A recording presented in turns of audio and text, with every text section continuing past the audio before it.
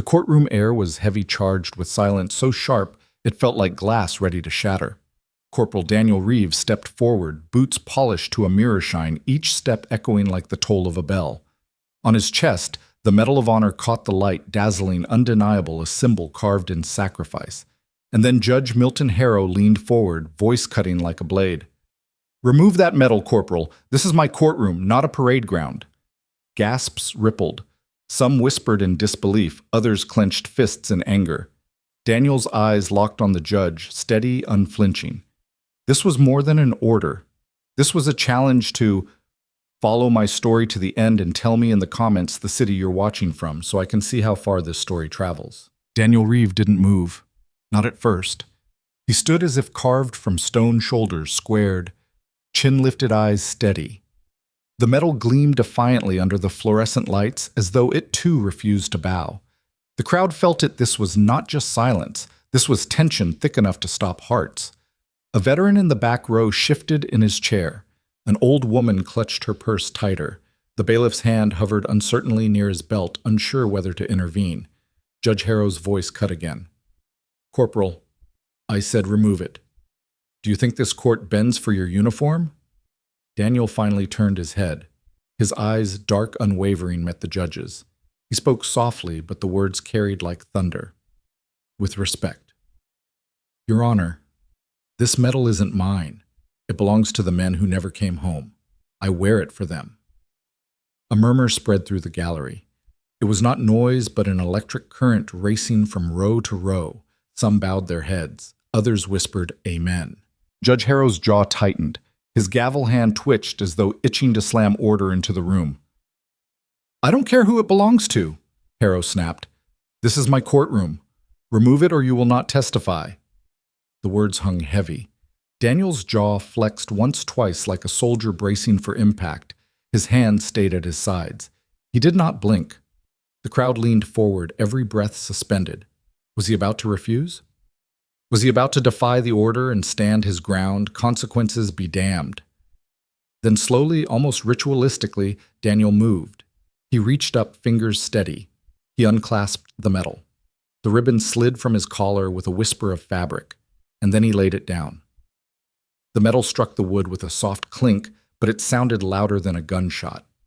The courtroom exhaled as one, a collective gasp and groan mixed into a wave of disbelief. Some bowed their heads, some clenched their jaws. One old man muttered under his breath, "Shame." The Medal of Honor lay stripped, gleaming under the cold courtroom lights, a relic out of place, a flag flown upside down. Judge Harrow leaned back in his chair, satisfied. He adjusted his glasses, eyes narrowing with pride. "Swear him in," he ordered. The bailiff stepped forward. "Do you solemnly swear to tell the truth, the whole truth, and nothing but the truth?"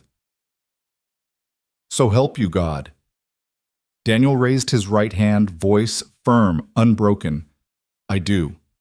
He lowered his hand, sat down, rigid, straight-backed, eyes fixed somewhere far beyond the judge. The gallery didn't move.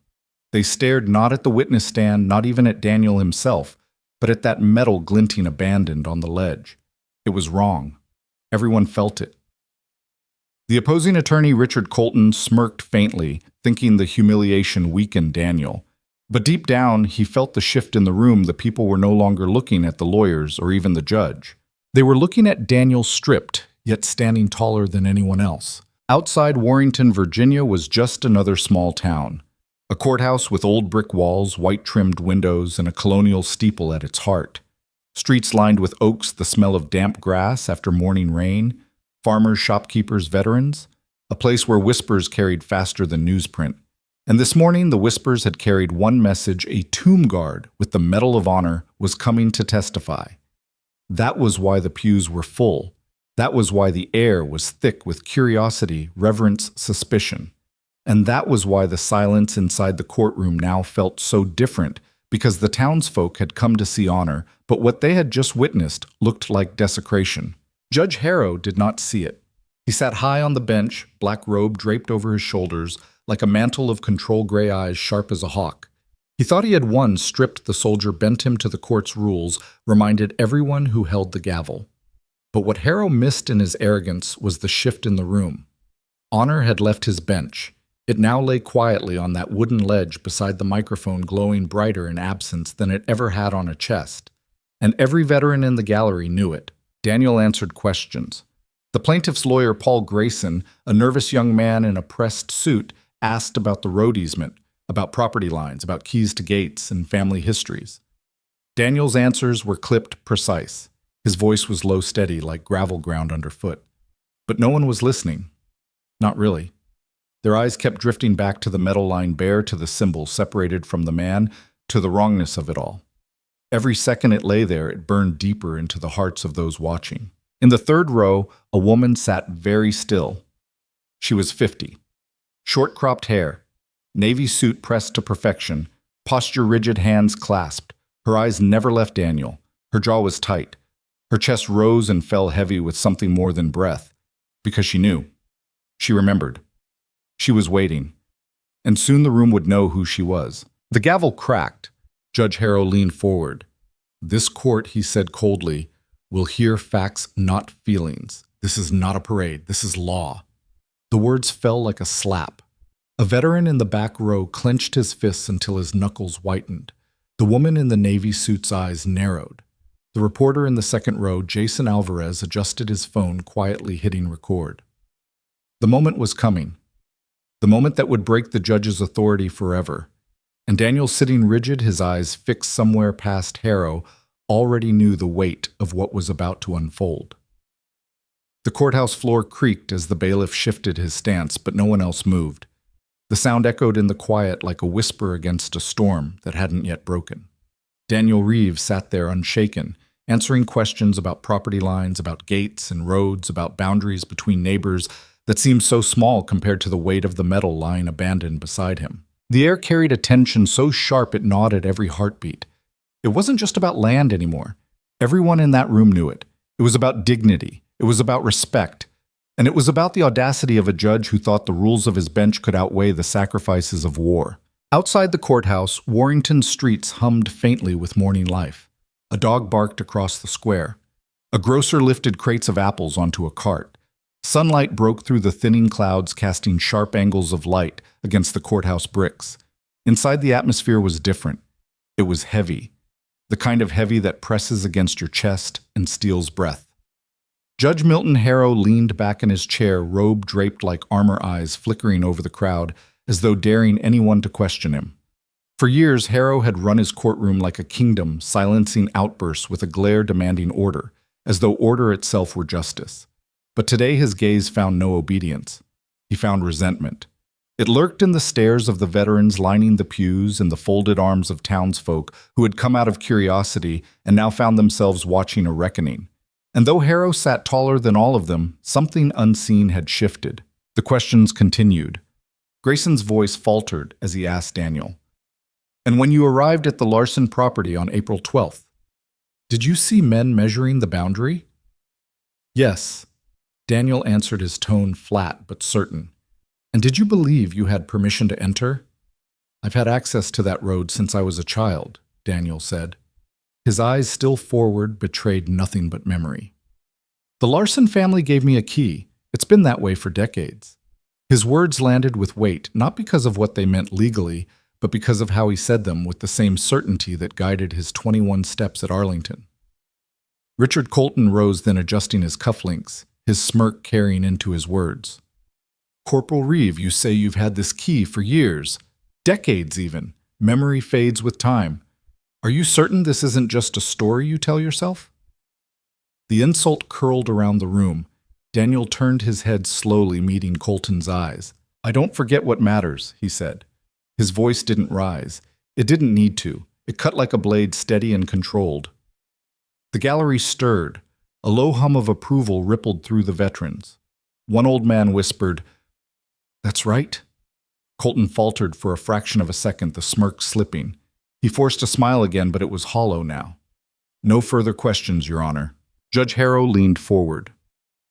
"This is not a history lesson," he said sharply. "We are not here for soldiers' stories or parades. We are here for facts. Nothing else." His words slapped against the walls. A woman in the second row whispered to her neighbor, That's not right. The old veteran in the faded cap clenched his fists tighter. The atmosphere turned heavy with something unseen but undeniable. Honor had been insulted. Daniel stepped down when ordered. He didn't look at the medal, not immediately. He walked with the same deliberate pace that had carried him through the marble silence of Arlington, measured, precise, disciplined. Only when he turned at the end of the aisle did his eyes glance back at the ledge. For a heartbeat, his gaze lingered. Then he sat. But the medal stayed. Still stripped, still glowing wrong under the light, and the people watched it more than they watched the judge. The woman in the navy suit breathed in deep. She had been waiting, holding herself still as if chained by duty, but the chain was fraying now. Her name was Laura Kensington. Colonel, United States Army, retired. She had once commanded men and women in a faraway desert where the ground burned underfoot and the air smelled of gunpowder. She had been pulled bleeding from that desert by the very man now sitting in quiet defiance. And though she had promised herself she would stay quiet, she knew silence had a price. She knew soon she would have to rise. The bailiff looked at Judge Harrow, uncertain. The gavel trembled faintly in Harrow's grip, as though even the wood felt the fracture in his authority. But Harrow pressed on. Next witness, he barked. The tension didn't ease, it deepened, because everyone knew the story wasn't over. Everyone could feel the ground shifting, and in the stillness of that small Virginia courtroom, the seeds of something unstoppable had been planted, seeds that would bloom into chaos, into revelation, into a downfall that no robe, no gavel, no order could contain. Daniel sat motionless. His eyes didn't look at Harrow. They didn't look at Colton. They looked somewhere past them, past the walls, past the courthouse, past even the town itself, to Arlington, to the tomb, to the men who never came home. And in that moment, though Judge Harrow thought he had stripped Daniel of power, though the Medal of Honor lay separated from its guardian, everyone in that room realized a truth that Judge Harrow himself could not see. The medal had not been removed. It had been multiplied. It lived in the silence, in the anger, in the hearts of the people now standing witness. And soon it would rise. The woman in the navy suit unclasped her hands. Her knuckles were white. Her jaw was tight. Her eyes burned. She rose to her feet. And the story began to change. Colonel Laura Kensington's voice cut through the tension like a blade. Calm, steady, but heavy with command. "Your Honor," she said, stepping into the aisle. "May I speak?" Every head turned. Judge Milton. Harrow's eyes snapped to her, his brows narrowing into a scowl. "This is a court of law, ma'am. Unless you are counsel or a subpoenaed witness, you have no place speaking here." Laura didn't flinch. Her voice was low, not raised, but it carried across the room like a drumbeat. "I am Colonel Laura Kensington, United States Army, retired. I served with Corporal Reeve in Afghanistan. I was there when he earned the Medal of Honor you just made him remove." The courtroom froze. Even the bailiff, who had begun to step forward, halted. He looked at the judge for instruction, but the judge himself seemed caught off guard. A murmur swept through the gallery. A young man whispered, "That's her. That's the colonel." A veteran nodded grimly, his eyes fixed on Daniel. Daniel's face remained unreadable. But behind his calm exterior, memories stirred. Gunfire in the mountains of Helmand, dust choking the air, the smell of cordite and blood, and Laura bleeding pinned down her command, dwindling under relentless fire. He remembered carrying her step after step, his own leg burning from shrapnel, refusing to stop until she was safe. And now here she stood, refusing to let him face humiliation alone. Judge Harrow's voice snapped back, brittle with fury. "Colonel, you are out of order. Sit down immediately, or I will have you removed." Laura didn't move. "With respect, Your Honor." She said, her eyes locked on him. "You are the one out of order." The words struck the room like thunder. Gasps, whispers, a low hum of approval from the back row. Jason Alvarez, the young freelance reporter in the second row, lifted his phone higher, live streaming every second. The red light blinked as the numbers on his screen climbed. Laura stepped further into the aisle. "You humiliated a man who has given more than you will ever understand. You stripped not just a medal, but the memory of the fallen. Do you know what that medal cost, Judge Harrow? Do you know the blood that bought it?"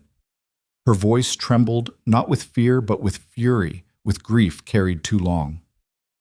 In Helmand Province, 2019, we were ambushed. 12 soldiers pinned down fire from 3 sides.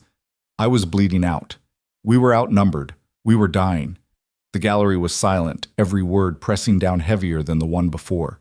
And Corporal Daniel Reeve. She continued turning her eyes toward him, did the impossible. He ran into that fire again and again.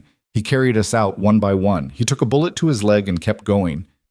He saved me. He saved all of us. And you dare call that medal a parade decoration? Her voice broke slightly, but it only made her stronger. That medal isn't jewelry. It's a debt this nation owes to men who never came home. And you made him put it down like it meant nothing. The judge gripped his gavel. His knuckles whitened. He slammed it once. Order. This court will have order.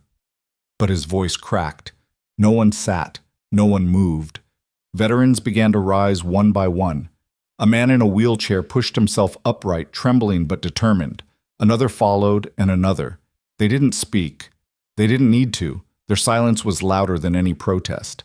The bailiff hesitated, eyes darting between Harrow and the crowd. He had never seen authority slip this way. Daniel slowly stood. He walked back to the witness stand. His steps were deliberate, precise, each one echoing with the weight of his oath. He reached down, lifted the Medal of Honor from the ledge.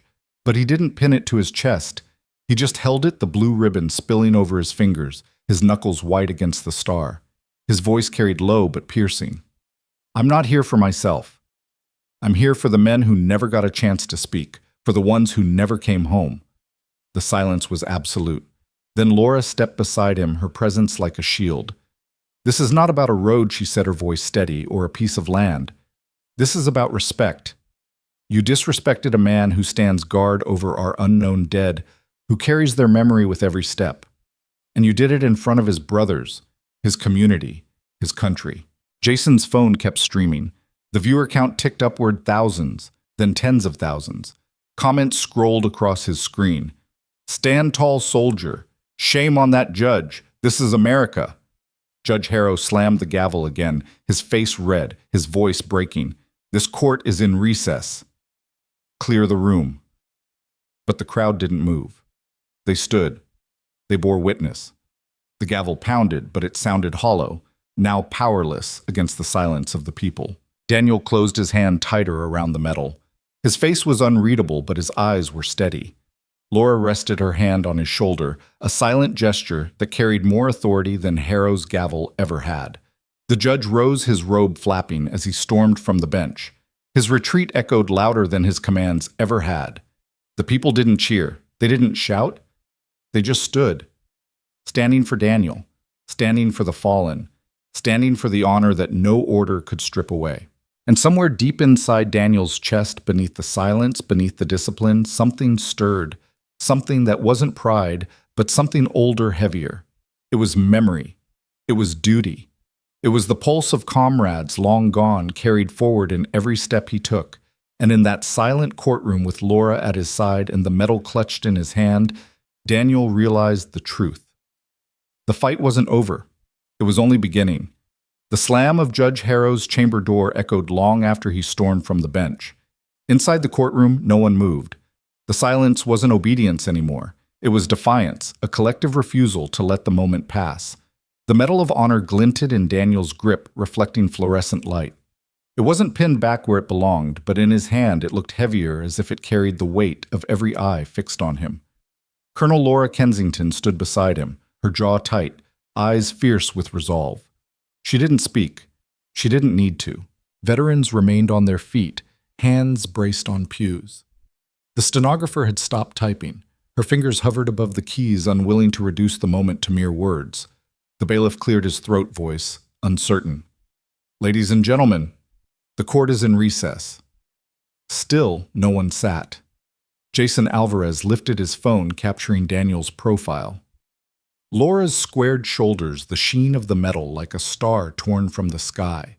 Comments scrolled so quickly he couldn't read them all. He swallowed hard, realizing history was unfolding. An old man in the last row spoke quietly, not looking at anyone.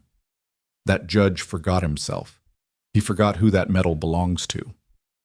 Daniel turned, slowly facing the gallery. He didn't smile, he didn't frown. He only nodded once, a small gesture that broke hearts open. A woman stepped into the aisle, eyes wet. "My brother never came home," she whispered. "Vietnam. He would have wanted you to keep it on." Daniel's fingers tightened around the ribbon until his knuckles whitened. For a heartbeat, he seemed ready to pin it back to his chest to set the world right with a single motion. Then he stopped. He lowered his hand. "Not yet." Laura understood. She stepped slightly forward, a quiet guard at his flank. "We should go," she murmured. The bailiff approached cautiously, palms open. "Folks, please, we need to clear the room." "On whose orders?" a veteran asked. "The judge's," the bailiff said. The judge left, the veteran replied. The people stayed. Another silence fell, not obedience, not rebellion. Something else. "Witness." Daniel exhaled. His voice carried softly. "Thank you for standing." Simple words, small words, yet they settled over the room like a benediction. People began to file out, slow and reverent, as if leaving a chapel after the last hymn. Hats came off. Hands brushed the rail of the witness stand where the medal had lain. Little rituals of respect. Jason kept filming bowed heads, the squeak of one wheelchair as it turned. He knew instinctively not to intrude. The story told itself. His job was only not to get in the way. Laura waited until the gallery thinned. She touched Daniel's sleeve. "You don't have to face the press." "I know. You won't say a word anyway." "No. Then we go out the side." He nodded. They left through the side door, their steps echoing in the varnished hallway.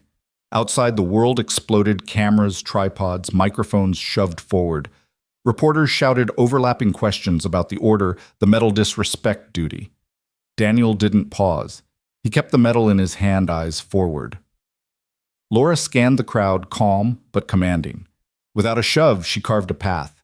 The crowd parted instinctively, sensing someone who had once walked where bullets lived. Jason followed, breathless. He looked up at a bruise-colored sky piling over the steeple. Into his phone, he murmured, "Warrington, Virginia. The story isn't over."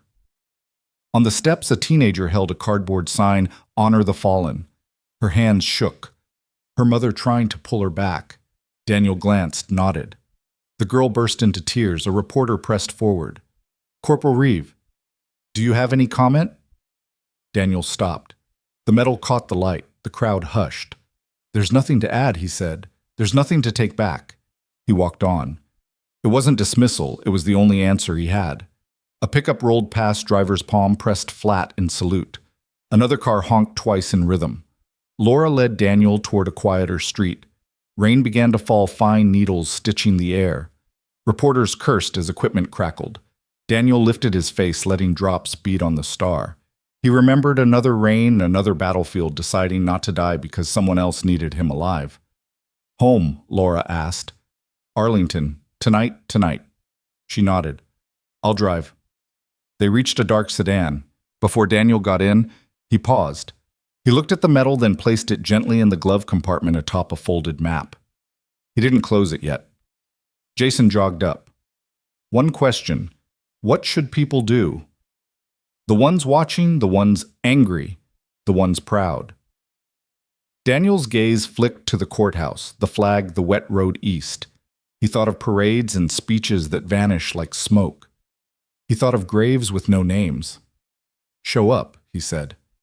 Jason frowned. Where it's quiet. At the tomb. At the VA. At a neighbor's door. Show up. Be the one who keeps the promise. Jason lowered his phone. Rain ticked against its case. He whispered, "Thank you." Laura started the engine. Daniel closed the glove compartment softly, as if tucking a child into sleep. Thunder rolled over the hills. The courthouse clock tolled. Inside, an empty bench sat waiting for a man whose power had drained away like water through a grate. On Jason's screen, comments shifted, fewer exclamations, more vows. "I'll take my kid to the memorial. I'll call my grandpa. I'll stand watch tonight, even if it's just on my porch." The sedan's taillights glowed red commas at the end of an unfinished sentence. In the glove compartment, the medal waited.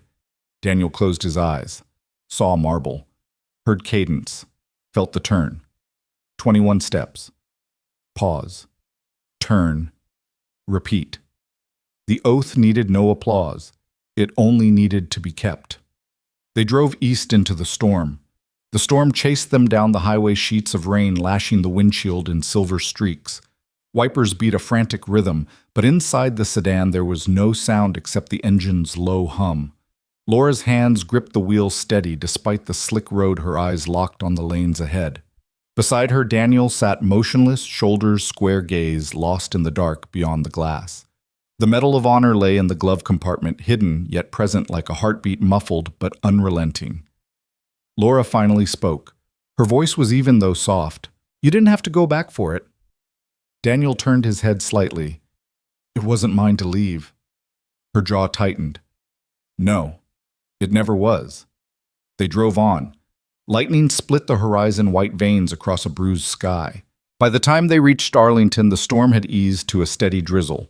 The cemetery gate stood tall, iron black against the mist, the words etched into the arch, solemn as scripture. Rows of marble markers stretched into the distance, each one catching the dim glow of the lamps. Daniel inhaled the scent of wet grass and stone filling his lungs. It grounded him more than any courtroom ever could. Laura parked near the barracks. She watched him open the glove compartment, retrieve the medal, and hold it a moment in the low light. His thumb brushed the star, not out of pride, but remembrance. "You don't have to do this tonight," she said quietly. He shook his head. "I do." She didn't argue. She knew. Minutes later, Daniel stood in full uniform. His shoes gleamed even in the rain. His steps carried him to the marble plaza of the tomb of the unknown soldier. No cameras here, no crowd, no judge's gavel. Just silence, broken only by the rain tapping against stone. He began the ritual. 21 steps, pause, turn, 21 steps again, every movement precise, every pause a vow. The medal was pinned once more to his chest. It did not shine for the living, but for those who had no names, who lay in silence under the marble. Laura watched from the shadows. Her chest rose and fell with pride, with anger, with something more complicated than either. She knew she had defied a judge today, but it hadn't been for rebellion. It had been for truth, for him, for the men they lost together, and she knew this was only the beginning. The next morning, the world woke to fire. Jason Alvarez's live stream had gone viral overnight. News outlets replayed the clip of Judge Harrow ordering Daniel to remove the medal.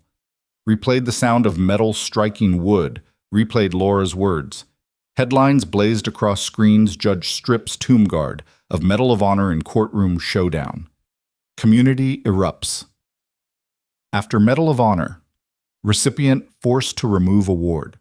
Clips flooded social media. Veterans shared them with captions like, "Never forget who the real heroes are." Politicians weighed in, some with cautious statements, others with fury. The American Legion issued a formal condemnation by noon. To disrespect a Medal of Honor recipient is to disrespect the memory of all who sacrificed. By evening, hashtag surged, #stand for Daniel, #honor the fallen, #justice for the guard. In Warrington, the courthouse lawn filled.